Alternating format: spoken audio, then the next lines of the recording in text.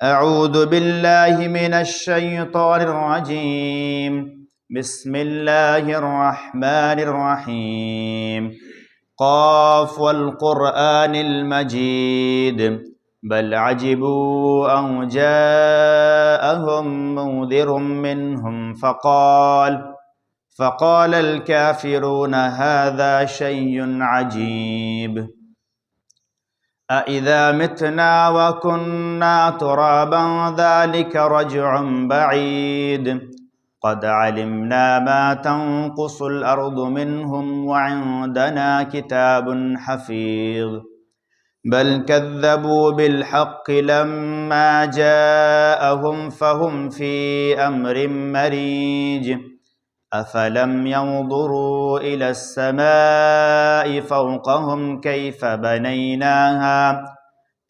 بنيناها وزيناها وما لها من فروج. بارك الله لنا وفيكم.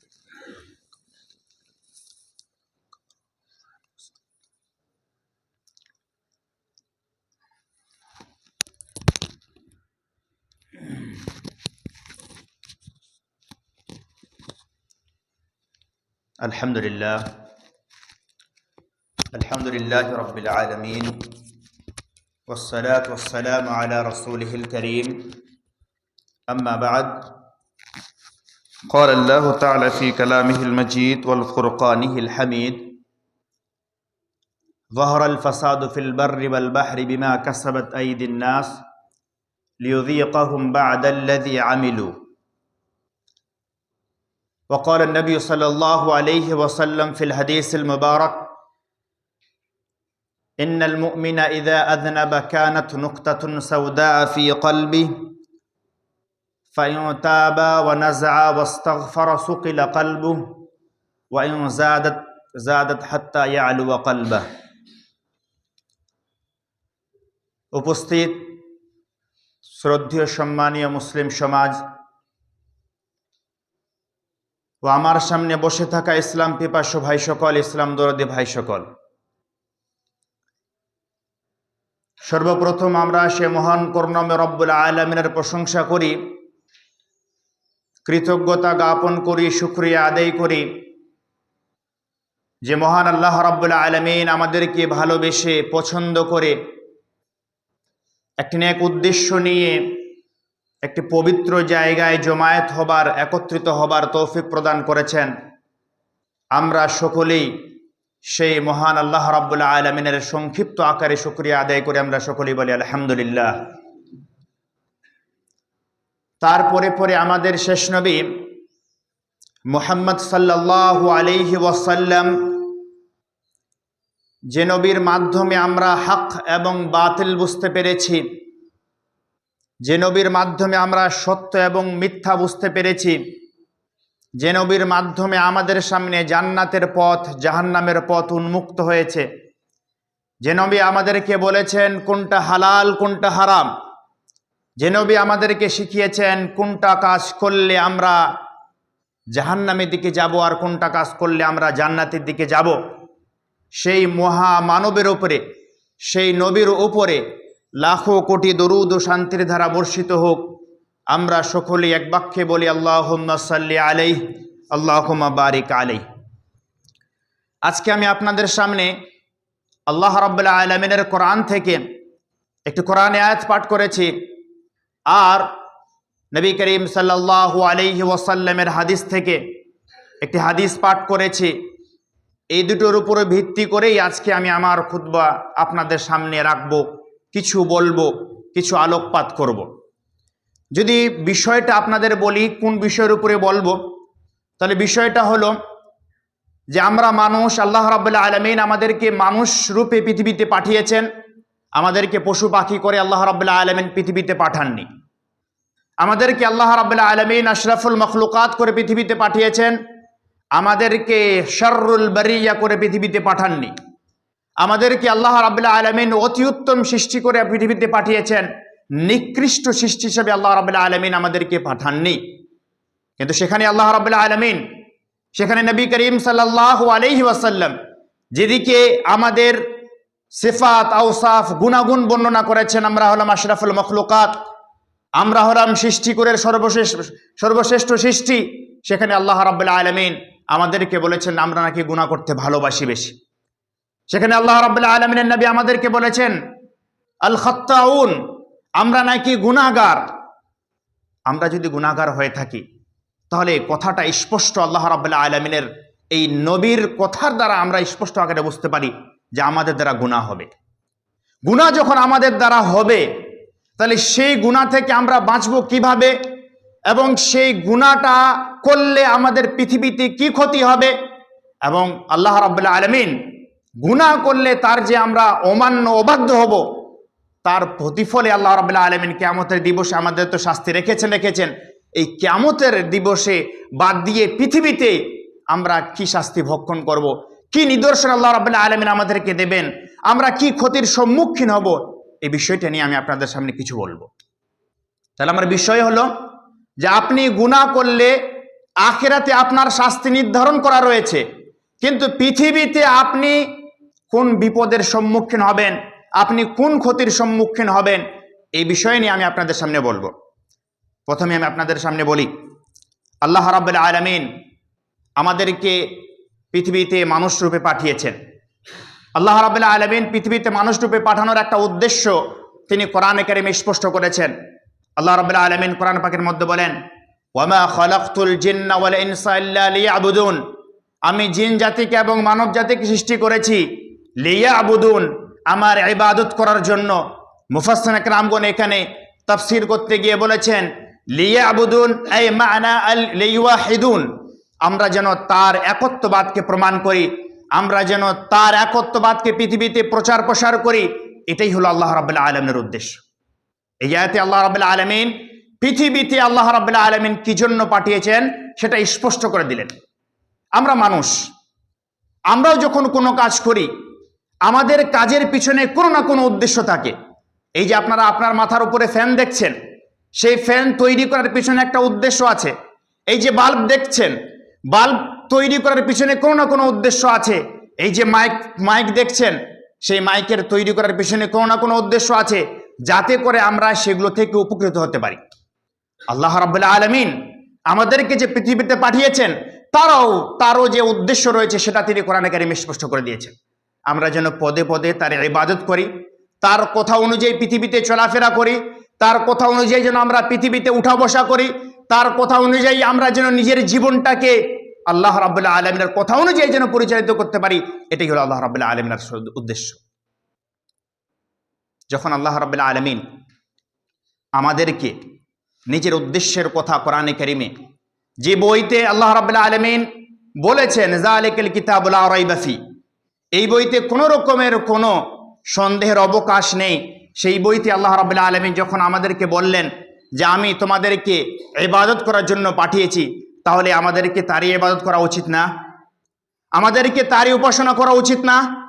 আমাদেরকে তারই গুণগান গাওয়া উচিত না? আমরা যদি তার গুণগান না গেয়ে তার উপাসনা না করে আমরা যদি অন্য কিছু করি, তাহলে আল্লাহ রাব্বুল আলামিন তার শাস্তি স্বরূপ কিয়ামতের দিবসে আমাদের জন্য জাহান্নাম আর বিভিন্ন ধরনের শাস্তি রেখেছেন। কিন্তু আল্লাহ রাব্বুল আলামিন সেই আযাব বাদ দিয়েও পৃথিবীতে আমরা যদি গুনাহ করি, আল্লাহ রাব্বুল আলামিন আমাদেরকে অনেক কিছু এরকম নিদর্শন দেখাবেন, যে নিদর্শনগুলি যেই বিপদের সম্মুখীন আমাদেরকে করাবেন, যেই বিপদের সম্মুখীন হলে আমাদেরকে বুঝে নিতে হবে যে আমাদের মাধ্যমে গুনাহ হচ্ছে, আমাদের মাধ্যমে আল্লাহ রাব্বুল আলামিনের আমরা অবাধ্য কাজ করছি, এটা আমাদের মাধ্যমে হচ্ছে, এটা আমাদেরকে বুঝে নিতে হবে এবং সেখান থেকে আমাদেরকে ফিরে আসতে হবে। কথা কি আমি আপনাদেরকে বোঝাতে পেরেছি? অর্থাৎ যখন আল্লাহ রাব্বুল আলামিন আপনাকে তার ইবাদতের জন্য তৈরি করেছেন, আপনাকে তার উপাসনার জন্য তৈরি করেছেন, আপনার মাধ্যমে যদি ভুল হয়ে যায় তাহলে তার নিদর্শন স্বরূপ তিনি কিছু পৃথিবীতে আলামত দেখাবেন, আপনাকে কিছু বিপদের সম্মুখীন করবেন। সেই বিপদের সম্মুখীন হয়ে আপনাকে বুঝে নিতে হবে যে আমার মাধ্যমে গুনাহ হচ্ছে, অতএব আমাকে ফিরে আসা উচিত। সেই নিদর্শনগুলি কি আমি পয়েন্ট আকারে কয়েকটা আপনাদের সামনে আলোচনা করব। আপনি যদি গুনাহ করেন তাহলে সর্বপ্রথম আপনার ক্ষতি হবে, আপনি ঈমান হারা হয়ে যাবেন। আপনি নিজেকে মুসলিম বলে দাবি করতে পারেন, আপনি নিজেকে বলতে পারেন যে আমি শুক্রবারে মসজিদে এসে উপস্থিত হই। আপনি নিজেকে দাবি করতে পারেন যে আমি 2 ঈদের নামাজ পড়ি। আপনি নিজেকে দাবি করতে পারেন যে আমি মাদ্রাসায় জালসা শুনতে গেলে সেখানে কিছু পয়সা আমি দান দিয়ে দিই। এটা আপনি দাবি করতে পারেন, কিন্তু প্রকৃতপক্ষে আপনার অন্তরে, আপনার বুকে যে ঈমান থাকার কথা, যে ঈমান থাকার কথা সাহাবা একরামের মতো, যে ঈমান থাকার কথা তাবেঈনের ইসলামের মতো, যে ঈমান থাকার কথা তাবেঈনের মতো, সেরকম ঈমান আপনার ভিতরে নেই। সাহাবা একরামরা নবী করিম সাল্লাল্লাহু আলাইহি ওয়াসাল্লাম যেটা বলতেন সেটা তাৎক্ষণিকভাবে সেই কাজটা করার চেষ্টা করতেন। নবী করিম সাল্লাল্লাহু আলাইহি ওয়াসাল্লামের একজন প্রসিদ্ধ সাহাবী আব্দুল্লাহ ইবনে ওমর রাদিয়াল্লাহু তাআলা আনহু সম্পর্কে পাওয়া যায়। আব্দুল্লাহ ইবনে ওমর রাদিয়াল্লাহু তাআলা আনহু একদিন রাস্তা দিয়ে যাচ্ছেন। রাস্তায় যেতে যেতে এক জায়গায় বসে বলেন প্রস্রাব করার জন্য, কিন্তু তিনি সেখানে প্রস্রাব করলেন না। সাহাবা একরামরা আব্দুল্লাহ ইবনে ওমর রাদিয়াল্লাহু তাআলা আনহুকে জিজ্ঞাসা করলেন, আপনি এই জায়গায় আপনার প্রস্রাব লাগেনি, আপনি এই জায়গায় প্রস্রাব করতে বসলেন মানে তার কারণটা কি? আব্দুল্লাহ ইবনে ওমর রাদিয়াল্লাহু তাআলা আনহু তিনি এক বাক্যে বলেন, হ্যাঁ এই কথাটা ঠিক যে আমাকে এই প্রস্রাব লাগেনি, কিন্তু আমি এই জায়গায় প্রস্রাব করতে বসেছি তার একমাত্র কারণ হলো যে নবী করিম সাল্লাল্লাহু আলাইহি ওয়াসাল্লাম এই রাস্তা দিয়ে যাওয়ার পথে তিনিও এই জায়গায় প্রস্রাব করতে বসেছিলেন। তার অনুসরণে আমি কি করতে বসলাম? এই জায়গায় প্রস্রাব করতে বসলাম। ইনি ছিলেন সাহাবী আব্দুল্লাহ ইবনে ওমর রাদিয়াল্লাহু তাআলা আনহু। নবী করিম সাল্লাল্লাহু আলাইহি ওয়াসাল্লাম প্রত্যেকটা কাজ তিনি যেভাবে করেছেন সাহাবা একরামরা সেই কাজটাকে সেভাবে করার চেষ্টা করেছেন। আজকে আমরা যদি নিজের দিকে লক্ষ্য করি, নামাজের দিকে, 5 ওয়াক্তের নামাজের দিকে আপনাদের ডাকা হচ্ছে, অনেকেই মসজিদে উপস্থিত হন। ফজরের নামাজে দেখা যায় যেই কয়েকটা বৃদ্ধ মানুষ যাদের শক্তি এখন আর বেশি নেই, দেখা যায় কি যে তারা মসজিদে আসতে গেলে প্রস্রাবের কোনো ঠিক নেই, কাপড়ের কোন জায়গায় প্রস্রাব লেগে গেল, টয়লেট লেগে গেল, এগুলো তার ঠিক নেই। সেই ব্যক্তি মসজিদে আসে, আরে যুবক, তোমার উপরে যে নামাজ আল্লাহ রাব্বুল আলামিন ফরজ করেছেন, তোমাকে যে আল্লাহ রাব্বুল আলামিন 5 ওয়াক্ত নামাজের কথা বলেছেন, 7 বছর থেকে যে আল্লাহ রাব্বুল আলামিন তোমাকে নামাজের কথা বলেছেন, এটা তোমার খেয়াল নেই? এটা তোমার খেয়াল নেই? তুমি যে মসজিদে আসছো না, মসজিদ তৈরি করেছো কার জন্য? তুমি যে মসজিদে আসছো না, এই মসজিদটা শুধুমাত্র কি আল্লাহ রাব্বুল আলামিন ইবাদত করবেন? হ্যাঁ, এটা আল্লাহ রাব্বুল আলামিনের ঘর, আল্লাহ রাব্বুল আলামিনের ইবাদতের জন্য তৈরি করা হয়েছে। ঠিক, এই কথাটা ঠিক, কিন্তু ইবাদত করবে কে? ইবাদত করতে হবে আপনাকে এই কথাটা শুনতে হবে। আমি সাহাবীর উদাহরণ দিয়ে আপনাকে বোঝালাম যে আপনাদের ভিতরে ঈমানটা কতখানি। ওই সাহাবী নবী করিম সাল্লাল্লাহু আলাইহি ওয়াসাল্লামের অনুসরণে প্রস্রাব লাগেনি তবুও প্রস্রাব করতে বসলেন, আর আপনাকে আজকে ঈমানের কথা বলা হচ্ছে, আপনাকে আজকে নামাজের কথা বলা হচ্ছে, তবুও আপনার কানে মনে হয় কথাটাই যায়নি। হযরত আব্দুল্লাহ ইবনে মাসউদ রাদিয়াল্লাহু তাআলা আনহু প্রসিদ্ধ একজন সাহাবী। নবী করিম সাল্লাল্লাহু আলাইহি সাল্লাম একদিন খুতবা দিচ্ছেন। হযরত আব্দুল্লাহ ইবনে মাসউদ রাদিয়াল্লাহু তাআলা আনহু খুতবা দেওয়ার সময় মসজিদে তিনি আসলেন। নবী করিম সাল্লাল্লাহু আলাইহি সাল্লাম খুতবায় চলাকালীন খুতবার মধ্যে তিনি বললেন, ইজলিসু, তোমরা বসে পড়ো। হযরত আব্দুল্লাহ ইবনে মাসউদ রাদিয়াল্লাহু তাআলা আনহু নবী করিম সাল্লাল্লাহু আলাইহি সাল্লামের মুখ থেকে যেই এই কথাটা শুনলেন, ইজলিসু, তিনি মনে করলেন যে আমাকেই মনে হয় নবী করিম সাল্লাল্লাহু আলাইহি সাল্লাম এই কথাটা বলছেন। শোনা মাত্রই দরজার এক পাশে, দরজার ওই পিছন দিকে একটা পা, দরজার ভেতরে এক পা, ওখানেই বসে পড়লেন আব্দুল্লাহ ইবনে মাসউদ।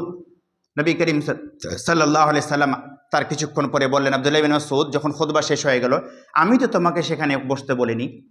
কিন্তু আব্দুল্লাহ ইবনে মাসউদ রাদিয়াল্লাহু তাআলা তিনি বললেন, আল্লাহ রাসূল, আপনি আমাদেরকে আপনি সম্বোধন করে বললেন ইজলিসু, তোমরা বসে পড়ো। আমি মনে করলাম যে এই আদেশটা মনে হয় সবাইকে বলেছেন, এ কারণেই আমি আপনার কথা মান্য করতে গিয়ে সঙ্গে সঙ্গে আমি দরজার চৌখটে বসে পড়লাম। দরজার চৌখটে বুঝতে পারেন তো? দরজার চৌখটে আমি বসে পড়লাম। আমি আর সাহস করতে পারিনি যে আমি এগিয়ে যাই। এটা ছিল সাহাবা একরামের ঈমান, এটা ছিল সাহাবা একরামদের ঈমান। সাহাবা একরামরা প্রত্যেকটা কাজে, প্রত্যেকটা কথায়, প্রত্যেকটা কর্মে নবী করিম সাল্লাল্লাহু আলাইহি সাল্লামের অনুসরণ করতেন, নবী করিম সাল্লাল্লাহু আলাইহি সাল্লামকে মানতেন, নবী করিম সাল্লাল্লাহু আলাইহি সাল্লামকে জিজ্ঞাসাও করতেন সাহাবা একরাম, যে আল্লাহ রাসূল, আমার জন্য বলুন তো এমন কি কাজ আছে যে কাজটা করলে আমি জান্নাতে যাব? আপনি কই মসজিদের ইমাম কিন্তু কোনোদিন এসে বলেন না যে অমুক দোয়াটা বলুন তো, ভাত খাবার সময় কোন দোয়া বলতে হবে এটা বলুন তো। আপনি তো বলেন না যে স্ত্রী সহবাসের সময় কি দোয়াটা পড়তে হবে একটু বলুন তো। আপনার ভিতরেও তো, আপনি তো নিজেকে মুমিন বলে দাবি করছেন, আপনিও তো নিজেকে মুসলিম বলে দাবি করছেন, আর ওই সাহাবা একরামরাও মুমিন ছিলেন, ওই সাহাবা একরামরাও মুসলিম ছিলেন। তাদের ঈমান আর আপনার ঈমান কতখানি? আপনাকে বুঝে নিতে হবে, এই যে আপনাদের ঈমানি দুর্বলতা, ঈমানে কমজোরি, এই যে আপনাদের ঈমানের দোষ ত্রুটি, এর একমাত্র কারণ হলো আপনি গুনাহে নিমজ্জিত। এর একমাত্র কারণ হলো আপনি গুনাহ করছেন, যার ফলে আল্লাহ রাব্বুল আলামিন আপনাকে এভাবে ঈমান নিয়ে আসার পরেও ঈমানের যে সমস্ত কাজ, যে সমস্ত শর্ত আপনার ভিতরে থাকা উচিত সেটা আপনার নেই। এবার আপনি বলবেন যে আমরা তো নিজেকে মুমিন বলে দাবি করি, তাহলে আমরা কি তাহলে মুমিন না? আমি শুধু আপনাদেরকে ঈমানের কয়েকটা ঈমানের সংজ্ঞা বলি। ওলামায়ে কেরাম আমরা ঈমানের সংজ্ঞা বর্ণনা করতে গিয়ে বলেন, আল ঈমানু ইকরারুম বিল লিসান, তাসদীকুম বিল জিনান, আমালুম বিল আরকান, ইয়াজিদু বিত তাআ ওয়া ইয়ানকুসু বিল মাসিয়াহ। ওলামায়ে কেরাম আমরা বলেছেন যে ঈমান বলা হয় ইকরারুম বিল লিসান, মুখ থেকে স্বীকারোক্তি দেওয়া যে আল্লাহ রাব্বুল আলামিন এক আর মুহাম্মদ সাল্লাল্লাহু আলাইহি ওয়াসাল্লাম হলেন তার রাসূল, যেটা আপনি মুখ থেকে স্বীকারোক্তি দিলেন। তাসদীকুম বিল জিনান, সেটা আপনাকে অন্তর থেকে মানতে হবে, সেটা আপনাকে অন্তরে বিশ্বাস রাখতে হবে, আপনার অন্তর থেকে সেটাকে আপনার অন্তরে গেঁথে নিতে হবে। তৃতীয় শর্ত ঈমানের ওলামায়ে কেরাম বলেছেন আমালুম বিল আরকান, যেটা আপনি মুখ থেকে স্বীকারোক্তি দিলেন, যেটা আপনি অন্তরে বিশ্বাস রাখলেন, সেটা আপনাকে কাজে পরিণত করতে হবে। এই তিনটা শর্ত হলো ঈমানের। আপনি শুধু স্বীকারোক্তি দিলেন যে আল্লাহ রাব্বুল আলামিন এক আর মুহাম্মদ সাল্লাল্লাহু আলাইহি ওয়াসাল্লাম হলেন তার রাসূল, আপনি অন্তরে বিশ্বাস করলেন কিন্তু নামাজ পড়লেন না, কাজে পরিণত করলেন না, আপনি পরিপূর্ণ মুমিন নয়।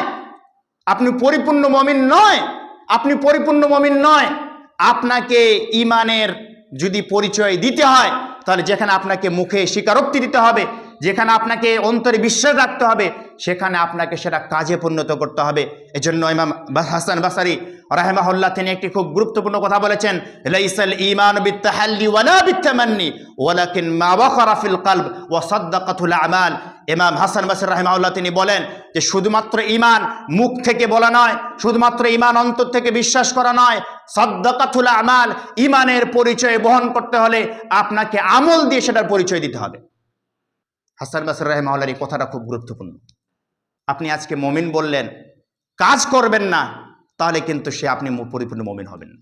তাহলে বোঝা গেল কি আজকে যে আমাদের এই দুর্দশা, মসজিদের যে আমাদের এই দুর্দশা, সেই দুর্দশার একমাত্র কারণ হলো আমরা গুনাহে নিমজ্জিত।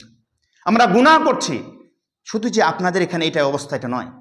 আমরা আজকে যদি বিশ্বের দিকে তাকাই, প্রত্যেকটা গ্রামে আমরা যদি যাই, মুসলিম গ্রামে, সেখানে গিয়ে আমরা দেখব সেখানে মসজিদে, যেখানে মসজিদে ভিড় লাগানো উচিত, 5 ওয়াক্তে শুক্রবারের মতো মানুষের সমাগম হওয়া উচিত, সেই 5 ওয়াক্তে নামাজে মানুষ নেই বলে চলে। অথচ এই 5 ওয়াক্তের নামাজ যেমন আপনার উপরে খাওয়া ফরজ, যেমন আপনার উপরে পান করা ফরজ, যেমন আপনার উপরে নিঃশ্বাস নেওয়াটা ফরজ, আপনাকে নিতেই হবে, নাহলে আপনি বাঁচতে পারবেন না। ঠিক আপনাকে মুমিন দাবি করতে গেলে, আপনাকে মুসলিম দাবি করতে গেলে, মুসলিম হয়ে থাকতে হলে আপনাকে 5 ওয়াক্তের নামাজ আল্লাহ রাব্বুল আলামিনের ইবাদত করতে হবে।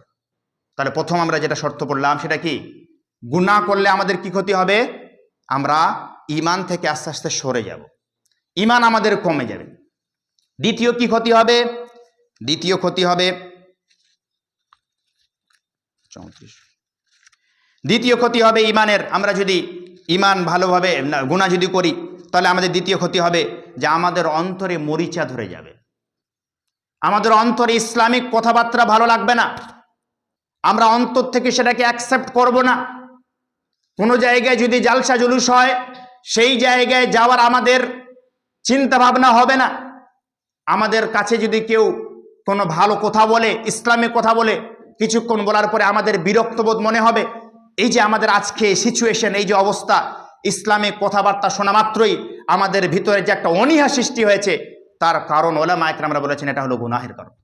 আমাদের অন্তরে মরিচা ধরে গেছে, আমাদের অন্তরে জং ধরে গেছে, যার ফলে সেই জায়গায় আল্লাহ রাব্বুল আলামিনের বাণী যে স্পর্শ করবে, সেই জায়গায় আল্লাহর বাণী যে আপনাকে করাঘাত করবে, এরকম কিন্তু আর আপনার সিচুয়েশন নেই।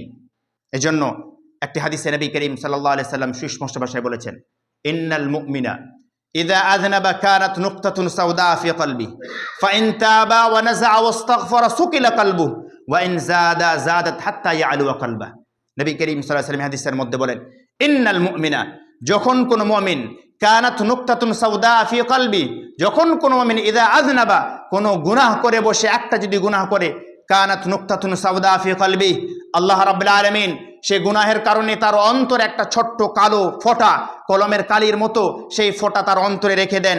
ফাইন তাবা ওয়া নাজা, যদি সে গুনাহ করার পর নিজের গুনার তাকে যদি সে বুঝতে পারে যে আমার মাধ্যমে গুনাহ হয়ে গেছে, আল্লাহ রাব্বুল আলামিনের কাছে যদি তওবা করে, ওয়া নাজা, সেই গুনাহ থেকে যদি নিজেকে দূরে রাখে, ওয়াস্তাগফারা, এবং আল্লাহ রাব্বুল আলামিনের কাছে সে যদি ইস্তেগফার করে ক্ষমা চায় যে আল্লাহ আমার মাধ্যমে এই গুনাহটা হয়ে গেছে, আমি এই গুনাহটা করে ফেলেছি, অন্য মেয়ের দিকে তাকিয়ে দিয়েছি, আমি মিথ্যা কথা বলে ফেলেছি, হে আল্লাহ আমি অন্যের সঙ্গে প্রতারণা করে ফেলেছি, এরকম যদি আপনার অনুভূতি সৃষ্টি হয় আর আপনি যদি আল্লাহ রাব্বুল আলামিনের কাছে ক্ষমা চান, সুকিলা কালবুহ, তাহলে আপনার অন্তরটা পরিষ্কার হবে। ওয়া ইন জাদা, কিন্তু আপনি যদি গুনাহ করার পর আবার যদি গুনাহ করেন, একটা গুনাহ করলেন যার ফলে আল্লাহ রাব্বুল আলামিন আপনার অন্তরে কি করেছেন, একটা কালো ফোঁটা রেখে দিয়েছেন, কলমের কালির মতো। আপনি যদি সে গুনাহ করার পর আল্লাহর কাছে তওবা না করেন, আল্লাহর কাছে যদি প্রায়শ্চিত্তের জন্য না কাঁদাকাটি করেন, তারপরে যদি আপনি আবার গুনাহ করেন, তো নবী করিম সাল্লাল্লাহু আলাইহি ওয়াসাল্লাম হাদিসের মধ্যে বলেছেন, ইন জাদা জাদাত, তাহলে এই যে কালো বিন্দুটা আপনার অন্তরে গুনাহ করার কারণে রাখা হয়েছিল, সেই কালো বিন্দুটা এবার প্রসারিত হতে থাকবে, হাত্তা ইয়ালু কালবা, প্রসারিত হতে হতে আপনার পুরো অন্তরটাকে কালোই করে দিবে, অন্ধকারাচ্ছন্ন করে দিবে। সেখানে আপনার অন্তরে আর কোন রকমের কোন আল্লাহ রাব্বুল আলামিনের বাণী প্রবেশ করবে না। নবী করিম সাল্লাল্লাহু আলাইহি ওয়াসাল্লামের হাদিস আপনাদের সামনে বললাম। আপনি গুনাহ করবেন, তাহলে আপনি গুনাহের ফলে আপনার অন্তর কি হবে, অন্ধকার হয়ে যাবে।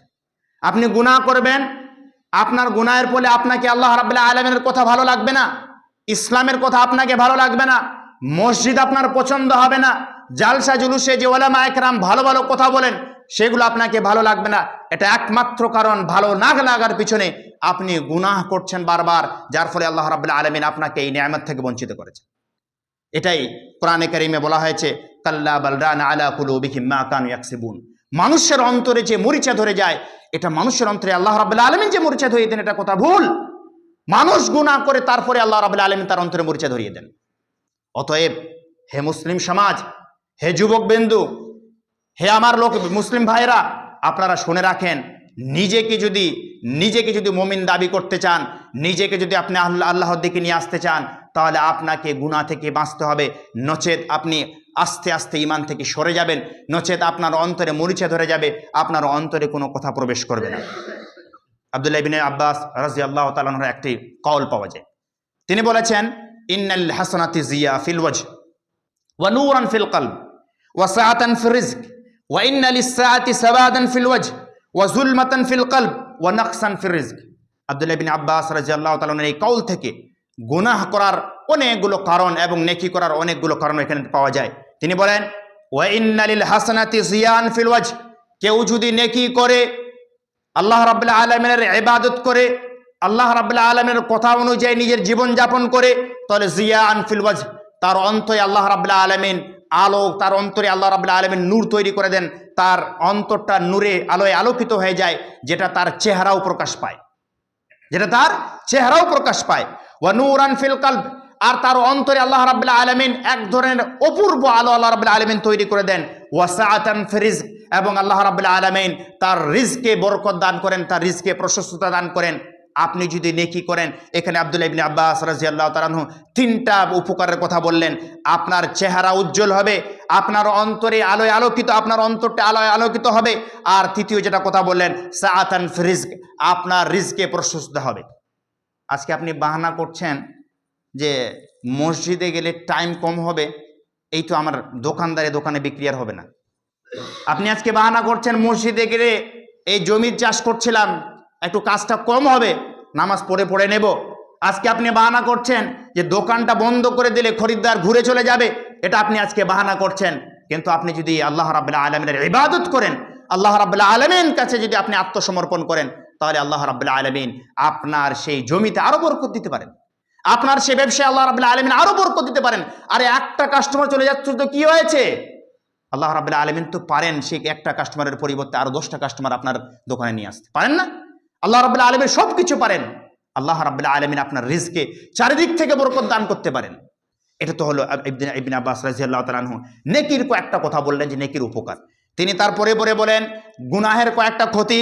তিনি বলেন যে সাবাদান ফিল ওয়াজ, কেউ যদি গুনাহ করে তার মুখটা দেখতে সুন্দর হতে পারে কিন্তু আসলে তার মুখটা অন্ধকার হয়ে যায়। এই জন্য যারা দাড়ি কাটে, যারা দাড়ি ছেঁচে রাখে, তারা যতই নিজেকে মানে হ্যান্ডসাম ভাবুক না কেন, যতই তারা নিজেকে স্টাইলিশ ভাবুক না কেন, তাদের স্টাইলিশ ভাবাটা শুধুমাত্র তাদের ভাবনাই। সত্যিকার অর্থে তাদের অন্তরে, তাদের মুখে কিন্তু কোনো রকমের কোনো উজ্জ্বলতা থাকে না। তাদের মুখটা কোনো রকমের কোনো আল্লাহ রাব্বুল আলামিনের ছায়া পাওয়া যায় না। আপনাকে যদি আল্লাহ রাব্বুল আলামিনের কাছে আত্মসমর্পণ করতে হয় তাহলে আপনার মুখে দাড়ি থাকবে। যেটা আল্লাহ রাব্বুল আলামিন পুরুষের সৌন্দর্য বলেছেন, যেটা আল্লাহ রাব্বুল আলামিন বলেছেন এটা আপনার পুরুষত্বের পরিচয় বহন করে, সেটাই আপনি কেটে দিয়ে নিজেকে মহিলাদের সঙ্গে সাদৃশ্য দিচ্ছেন। মানে তার মানে বোঝা গেল কি যে আপনি আল্লাহ রাব্বুল আলামিনের তাখলিককে পছন্দ করেন না। তার মানে কি আপনি আল্লাহ রাব্বুল আলামিন আপনাকে যে রূপে সৃষ্টি করেন সেটা আপনি পছন্দ করেন না। তার মানে কি আপনি আল্লাহ রাব্বুল আলামিন যে আপনাকে বয়সের পূর্বে এই যে দাড়ি দিয়েছে সেটা আপনি বলতে যাচ্ছেন যে আপনার ক্ষেত্রে আল্লাহ রাব্বুল আলামিন ডিসিশন ভুল। অতএব আপনাকে চিন্তা করতে হবে, আপনি যদি গুনাহ না করেন, আপনি যদি গুনাহ করেন তাহলে আপনার মুখ আপনাকে মনে হতে পারে যে ভালো লাগছে কিন্তু সত্যিকার অর্থে আপনার মুখটা অন্ধকার। তিনি বলেন আরো ওয়াজুলমাতান ফিল কলব, আপনার অন্তরটা কালো হয়ে যাবে। আপনি যদি গুনাহ করেন আপনার অন্তরটা কালো হয়ে যাবে। আজকে দেখা যায় কি অনেক মানুষকে বাড়িতে ফকির আসলে তাকে 1-10 টাকা দেওয়ার পর তারপরে যদি আবার ওই ফকির 2 দিন পরে আসে, এই তো তুই গতকালকে আসছিলি আমাদের বাড়িতে, আবার তুই এসেছিস, গতকালকে তুই তো এসেছিলি আমাদের বাড়িতে। কোনো মাদ্রাসাওয়ালা যদি আসে, যদি পয়সা চায়, দিয়ে বলে যে ভাই বিল্ডিং তৈরি হচ্ছে কিছু পয়সা দিন, তাহলে আপনারা বলেন যে এই তো গত কয়েকদিন আগে আপনাদেরকে টাকাটা দিলাম, আবার পয়সা চাইতে আসছেন। আপনি এইভাবে তাদেরকে ধুৎকার করে তাড়িয়ে দিবেন। আপনার অন্তরে তাদের কথা ভালো লাগবে না। কেন? তার একমাত্র কারণ হলো জুলমাতান ফিল কলব, আপনার অন্তরটা তো অন্ধকার হয়ে গেছে, আপনার অন্তর তো কালি পড়ে গেছে, যার ফলে আপনাকে কথাগুলো ভালো লাগবে না। তিনি তৃতীয় বলেন ওয়া নাকসান ফির রিজক, আপনার রিজকে আল্লাহ রাব্বুল আলামিন হ্রাস ঘটাবেন। আল্লাহ রাব্বুল আলামিন আপনার রিজকে কম করে দিবেন। আপনি মনে করতে পারেন যে আমার রিজকে বরকত হচ্ছে, হতে পারে আল্লাহ রাব্বুল আলামিন কোন একটা আপনাকে এমন রোগে আক্রান্ত করলো, আপনি ইনকাম করছেন নামাজ বাদ দিয়ে, আল্লাহ রাব্বুল আলামিনের অবাধ্যতায় মানুষকে ফাঁকি দিয়ে প্রতারণা করে আপনি ইনকাম করছেন, হতে পারে আল্লাহ রাব্বুল আলামিন আপনাকে এমন রোগে আক্রান্ত করলো যে আপনাকে যেখানে যেটা ইনকাম করেন সব চলে গেল। আজকে আমরা অনেকেই দেখতে পারি অ্যাডভার্টাইজে যে বিল দেখাচ্ছে, মানে আপনাদেরকে বলা হচ্ছে ওখানে ইন্স্যুরেন্স করেন, লাইফ ইন্স্যুরেন্স করলে কি হবে, বলছে আপনার যখন পয়সাটা শেষ হয়ে যাবে তখন আপনি সেখান থেকে কি নিতে পারবেন, লোন নিতে পারবেন। তার একমাত্র কারণটা কি জানেন ভাই? আপনাকে হীনমন্যতায় ভোগাচ্ছে, যে আপনাকে দেখাতে যাচ্ছে যে আপনার পয়সা কিন্তু এই মেডিসিন এমন রোগে আক্রান্ত হয়ে হতে পারেন আপনি, যার ফলে আপনার সমস্ত পয়সা শেষ হয়ে যেতে পারে আর আপনি নিঃস্ব হয়ে যেতে পারেন। আল্লাহ রাব্বুল আলামিন বলছেন আপনি গুনাহ ছেড়ে দিন, আমি বিপদ থেকে বাঁচাবো। আল্লাহ রাব্বুল আলামিন বলছে আপনি গুনাহ ছেড়ে দিন, আপনার রিজকে আমি প্রশস্ত দান করব। আল্লাহ রাব্বুল আলামিন বলছে গুনাহ ছেড়ে দাও, আমি তোমাদের রিজকে আল্লাহ রাব্বুল আলামিন বরকত দান করব। সেই কথাগুলো আপনার ভালো লাগে না, সেই কথাগুলো আপনার পছন্দ হয় না। দ্বিতীয় কারণ ছিল যে আল্লাহ রাব্বুল আলামিন আমাদের অন্তরে মরিচা ধরিয়ে দেবেন। তৃতীয় কারণ হলো আল্লাহ রাব্বুল আলামিনের কাছে আমাদের একটা মর্যাদা আছে। আমি আগেই বললাম যে আমরা হলাম আশরাফুল মাখলুকাত, না এটা বললাম না? আমরা হলাম আশরাফুল মাখলুকাত। আল্লাহ রাব্বুল আলামিন অতি উত্তম সৃষ্টি করে আমাদেরকে তৈরি করেছেন। আল্লাহ রাব্বুল আলামিন পারতেন আমাদেরকে গরু রূপে তৈরি করতে, আমাদেরকে পারতেন ছাগল রূপে তৈরি করতে, আমাদেরকে পারতেন সাপ রূপে তৈরি করতে, কিন্তু আল্লাহ রাব্বুল আলামিন আমাদেরকে আশরাফুল মাখলুকাত করে তৈরি করেছে। তার বিশ্বজিৎ বোঝা গেল যে শ্রেষ্ঠ যখন আমরা সৃষ্টি আল্লাহ রাব্বুল আলামিনের, তাহলে সেই আল্লাহর কাছে আমাদের একটা মর্যাদা আছে, মান সম্মান আছে, নিশ্চিত আছে। এমনকি ওলামা একরামরা ফারিস্তা ভালো না মানুষ ভালো এই বিষয়ে বলতে গিয়ে ওলামা একরামরা কোরআনে কারিমের কয়েকটা আয়াত দিয়ে উদ্ধৃতি দিয়েছেন। যখন আল্লাহ রাব্বুল আলামিন হযরত আদম আলাইহিস সালামকে তৈরি করেন তখন ফারিস্তারা বাধা দিয়েছিল। তারা বলেছিল যে আপনি এমন জাতিকে কেন তৈরি করতে যাবেন, ইয়াসফিকুদ দিমা, যারা পৃথিবীতে গিয়ে কি করবে, মারামারি করবে, হানাহানি করবে, কাটাকাটি করবে, রক্তপাত করবে, আপনি এরকম জাতিকে কেন তৈরি করতে যাচ্ছেন? আল্লাহ রাব্বুল আলামিনকে ফারিস্তারা বলেছিল। কিন্তু আল্লাহ রাব্বুল আলামিন তাদেরকে উত্তর দিয়েছিলেন ইন্নী আ'লামু মা লা তা'লামুন, আমি এদের সম্পর্কে যেটা জানি তোমরা সেটা জানো না। উলামা একরামরা এখান থেকে ইস্তিদলাল করেছেন, দলিল নিয়েছেন যে মানুষ ফারিস্তাদের থেকে অতি উত্তম। আল্লাহ রাব্বুল আলামিনের সৃষ্টি। এই যে আমাদের একটা মর্যাদা আল্লাহ রাব্বুল আলামিনের কাছে আছে, আমরা যদি গুনাহ করি তাহলে কিন্তু আমরা এই মর্যাদা হারাবো। দলিল কোরআনে কারিমে আল্লাহ রাব্বুল আলামিন বলেছেন, আমরা সূরাতুল বাইয়ানা আম্মা পারা একটা সূরা পড়েছেন আলাম ইয়াকুনিল্লাযিনা কাফারু মিন আহলিল কিতাব, সূরাতুল বাইয়ানা একটা আছে। সেই সূরাতে আল্লাহ রাব্বুল আলামিন বলেছেন, ইন্নাল্লাযিনা কাফারু মিন আহলিল কিতাব ওয়াল মুশরিকিনা ফি নারি জাহান্নাম খালিদিনা ফিহা উলাইকা হুম শাররুল বারিয়া। ইন্নাল্লাযিনা কাফারু মিন আহলিল কিতাব, আহলি কিতাবদের মধ্যে, মুশরিকিনদের মধ্যে যারা আল্লাহ রাব্বুল আলামিনের অবাধ্য হবে, যারা কুফরি করবে, আল্লাহ রাব্বুল আলামিনের উপরে ঈমান নিয়ে আসবে না, আল্লাহ রাব্বুল আলামিনের কথা শুনবে না, খালিদিনা ফি নারি জাহান্নাম খালিদিনা ফিহা, তারা জাহান্নামে সর্বদাই থাকবে, সর্বক্ষণ তারা জাহান্নামে থাকবে, কোনোদিন তাদেরকে জাহান্নাম থেকে বের করা হবে না। আল্লাহ রাব্বুল আলামিন এই আয়াতের শেষে বলেন, উলাইকা হুম শাররুল বারিয়া, এরা হলো আল্লাহ রাব্বুল আলামিনের সৃষ্টির মধ্যে সবথেকে নিকৃষ্ট সৃষ্টি। আচ্ছা, আহলি কিতাবরাও মানুষ না? মুশরিকিনরাও মানুষ না? কাফিররাও মানুষ না? আল্লাহ রাব্বুল আলামিন আপনাকে যেমন মানুষ রূপে তৈরি করেছেন, তাদেরকেও মানুষ রূপে তৈরি করেছেন না? তারাও তো আল্লাহ রাব্বুল আলামিনের শ্রেষ্ঠ সৃষ্টি কিনা? কিন্তু আল্লাহ রাব্বুল আলামিন তাদের ক্ষেত্রে বললেন যে এরা আল্লাহ রাব্বুল আলামিনের উপরে ঈমান নিয়ে আসেনি, যার ফলে এরা আল্লাহ রাব্বুল আলামিনের সৃষ্টির মধ্যে সবথেকে নিকৃষ্ট সৃষ্টি। আপনিও যদি ইবাদত না করেন, আপনিও যদি আল্লাহ রাব্বুল আলামিনের কথা অনুযায়ী না চলেন, তাহলে এই যে শ্রেষ্ঠ সৃষ্টি যে উপাধিটা পেয়েছিলেন সেটা আপনি হারাবেন, আর আল্লাহ রাব্বুল আলামিনের নিকৃষ্ট সৃষ্টিতে আপনি পরিণত হবেন। এর পরের আয়াতে আল্লাহ রাব্বুল আলামিন বলেন, ইন্নাল্লাযীনা আমানু ওয়া আমিলুস সালিহাত উলাইকা হুম খায়রুল বারিয়া, যারা আল্লাহ রাব্বুল আলামিনের উপরে ঈমান নিয়ে আসবে, ওয়া আমিলুস সালিহাত, ভালো কাজ করবে, উলাইকা হুম শাররুল বারিয়া, এরাই হলো আল্লাহ রাব্বুল আলামিনের সৃষ্টির মধ্যে সবথেকে অতি উত্তম সৃষ্টি। তাহলে বোঝা গেল কি, আপনি গুনাহ করলে আপনার মর্যাদা আপনি হারাবেন। আপনি গুনাহ করলে যে উপাধিটা আপনাকে দিয়েছিল আশরাফুল মাখলুকাত, সেটা আপনি হারাবেন, সেটা আপনার আর থাকবে না, আপনি নিকৃষ্ট সৃষ্টিতে পরিণত হবেন। আচ্ছা, সংক্ষিপ্ত আকারে আর একটা কথা বলি আমি আমার বক্তব্য শেষ করব। চতুর্থ যেটা পয়েন্ট, সেটা হলো কি, আপনি শয়তানের দাসে পরিণত হবেন। শয়তান আপনাকে যেভাবে ইচ্ছা সেভাবে পরিচালিত করবে। আপনাকে বলবো যে ফজরের নামাজে উঠিস না, ফজরটা খুব ঠান্ডা, ফজর নামাজে উঠিস না, ফজরটা এখন অন্ধকার হয়ে আছে, মসজিদে আসিস না। আপনাকে বলবে যে ওই জায়গায় ওই মসজিদে যাস না কেন, যে মসজিদে যায় তারাই যারা বৃদ্ধ হয়ে যায়, দাড়ি রাখে তারা, যারা নিজেকে আনহ্যান্ডসাম বলে দাবি করে, তারা বলে। শয়তান আপনাকে যেভাবে ইচ্ছা করবে সেভাবে আপনাকে পরিচালিত করবে। আপনি যদি গুনাহ করেন তাহলে আপনি শয়তানের দাসে পরিণত হবেন। এটা আমার কথা নয়, নবী করিম আল্লাহ রাব্বুল আলামিন সূরাতুল যুখরুফে বলেছেন, মান ইয়াশু আন যিকরির রাহমানি নুকাইয়িজ লাহু শাইতানা ফাহুয়া লাহু কারিন। যে ব্যক্তি নিজেকে আল্লাহ রাব্বুল আলামিন থেকে দূরে সরিয়ে রাখলো, আল্লাহ রাব্বুল আলামিনের কথা অনুযায়ী নিজেকে পরিচালিত করতে পারলো না, আল্লাহ রাব্বুল আলামিন বলছেন, নুকাইয়িজ লাহু শাইতানা, আমি তার জন্য শয়তানকে নির্ধারণ করে দিই, ফাহুয়া লাহু কারিন, আর এই শয়তানটাই তার বন্ধু হয়ে যায়, তাকে যেভাবে ইচ্ছা সেভাবে পরিচালিত করে, তাকে যেভাবে ইচ্ছা সেই দিকে নিয়ে যায়, তাকে যেভাবে ইচ্ছা সেদিকে সে নিয়ে যায়। যেভাবে যদি বলে যে আজকে এই গুনাহটা করো, সে গুনাহ করে বসে, যদি বলে যে অমুক জায়গায় যাও, গুনাহের কাজে যাও, গুনাহের কাজ করে, আপনি শয়তানের কথা অনুযায়ী চলবেন, শয়তানের দাসে পরিণত হবেন। এই চারটা কারণ, আর অনেকগুলো কারণ ছিল। ওলামা একরাম বলেছেন, আমাদের ওপরে বিভিন্ন ধরনের বিভিন্ন রোগ যে বিপদ আপদ নেমে আসে, সেটা স্থূলভাগে হোক, জলভাগে হোক, আল্লাহ রাব্বুল আলামিন বলছেন সেটা মানুষের কৃতকর্মের ফল ছাড়া অন্য কিছু নয়।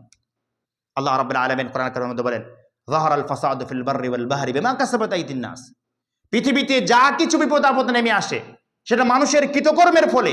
কয়েকদিন আগে আমরা করোনা নামক এমন একটা ভাইরাস রোগে আমরা দেখলাম যেখানে লাখো লাখো মানুষ মৃত্যুবরণ করলো। আজও আল্লাহ রাব্বুল আলামিন পারেন এরকম রোগ আক্রান্ত করে, এরকম রোগ আবার নিয়ে আসতে। আল্লাহ রাব্বুল আলামিন পারেন এরকম। আমরা যদি গুনাহ করি তাহলে এরকম রোগ থেকে বেঁচে থাকবো। ওলামা একরাম বলেছেন যে মানুষের আর্থিক যে শান্তি, আত্মিক শান্তি, আত্মার যে একটা শান্তি, আপনি দেহের নয় খোরাক যোগান করছেন, কিন্তু আপনার যে আত্মার একটা শান্তির প্রয়োজন রয়েছে, সেই আত্মার শান্তির আপনি মেটাবেন তখনই যখন আপনি গুনাহ থেকে বেঁচে থাকবেন। এই কয়েকটি কথা আমি আপনাদের সামনে রাখলাম যে গুনাহ করলে আপনাদের কি ক্ষতি হবে। আখিরাতে আল্লাহ রাব্বুল আলামিন আপনাদের জন্য তো কঠিন শাস্তি রেখেছেন, কিন্তু পৃথিবীতে আল্লাহ রাব্বুল আলামিন আমাদের কি নিদর্শন দেখাবেন, এই কয়েকটা বললাম। প্রথমে বললাম যে আপনি ঈমানহারা হবেন, যেটা আমাদের সমাজে এখন দেখা যাচ্ছে। দ্বিতীয় যেটা ক্ষতি হবে, আপনার অন্তরটা মরিচা ধরে যাবে, জং ধরে যাবে, আপনাকে আল্লাহ রাব্বুল আলামিনের কথা ভালো লাগবে না। তৃতীয় যেটা বললাম, আল্লাহ রাব্বুল আলামিন যে আপনাদেরকে শ্রেষ্ঠ উপাধি দিয়েছেন, সেই উপাধিটা আপনি হারাবেন। চতুর্থ যেটা বললাম যে আল্লাহ রাব্বুল আলামিন আপনাকে শয়তানের দাসে পরিণত করবেন, শয়তান অনুযায়ী আপনি চলাফেরা করবেন। আরও কয়েকটা কারণ বললাম, তার মধ্যে একটা বিভিন্ন রোগে আল্লাহ রাব্বুল আলামিন আক্রান্ত করবেন। আমাদেরকে ইহকালে স্বাস্থ্যে আত্মিক শান্তি থেকে আল্লাহ রাব্বুল আলামিন গুনাহ করার কারণে আমাদেরকে দূরে সরিয়ে রাখবেন। এই সমস্ত কিছু আল্লাহ রাব্বুল আলামিন, আমরা যদি গুনাহ না করি তাহলে এই সমস্ত কিছুর সম্মুখীন করবেন। পরিশেষে আমি আল্লাহ রাব্বুল আলামিনের কাছে দোয়া করি, আল্লাহ রাব্বুল আলামিন যেন আমাদের সকলকেই গুনাহ থেকে বাঁচার তৌফিক দান করে, আমরা সকলে বলি আমিন। আল্লাহ রাব্বুল আলামিন যেন আমাদের সকলকেই ইসলামকে ভালো করে বুঝে তার উপরে আমল করা তৌফিক দান করে, আমরা সকলে বলি আমিন। আল্লাহ রাব্বুল আলামিন যেন আমাদের সকলকেই ইসলামকে বুঝে তার উপরে আমল করে জান্নাত লাভ করা তৌফিক দান করে, আমরা সকলে বলি আমিন। আল্লাহ রাব্বুল আলামিন যেন আমাদেরকে জাহান্নাম থেকে বাঁচান, তার আমরা সকলে বলি আমিন। আল্লাহ রাব্বুল আলামিন আমাদের উপরে যে বিপদ নেমে এসেছে ফিলিস্তিনি ভাইদের উপরে এবং সারা বিশ্বের মুসলিমদের উপরে যে বিপদ নেমে এসেছে বিভিন্ন জায়গায়, তুমি আমাদেরকে সেই বিপদ থেকে রক্ষা করো, আমরা সকলে বলি আমিন। হে আল্লাহ, তুমি আমাদেরকে ইহকালও শান্তি দান করো আর আখিরাতেও তুমি আমাদেরকে শান্তি দান করো, আমরা সকলে বলি আমিন। সুবহান রাব্বিকা রাব্বিল ইজ্জাতি আম্মা ইয়াসিফুন ওয়া সালামুন আলাল মুরসালিন আলহামদুলিল্লাহি রাব্বিল আলামিন বিরহমাতিকা ইয়া আরহামার রাহিমিন।